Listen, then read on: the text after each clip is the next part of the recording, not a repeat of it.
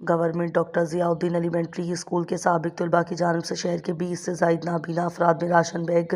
اور عید گفٹ سے تقسیم کرنے کی تقریب منعقد کی گئی، جس میں سماجی و صحافتی شخصیات اور مختلف مکتب فکر سے تعلق رکھنے والے افراد نے شرکت کی۔ تقریب میں بلائنڈ ایسوسی ایشن ضلع سانگھڑ کے بانی احمد کھمبر، پاکستان ایسوسی ایشن آف بلائنڈ سانگھڑ کے نائب صدر رانا دلدار، سماجی شخصیت سید اقبال علی، ڈاکٹر عبدالوحید شیخ، یامین قریشی، صدر پریس کلب رانا مختار،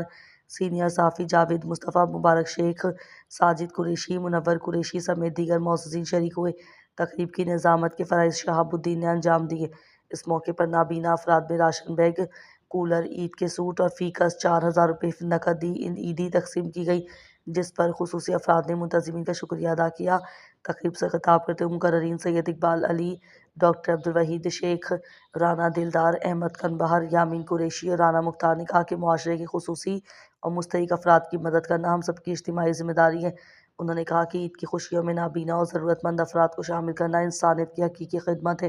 اور اس طرح کی فلاحی سرگرمیاں معاشرے میں ہمدردی اور بھائی چارے کو فروغ دیتی ہیں۔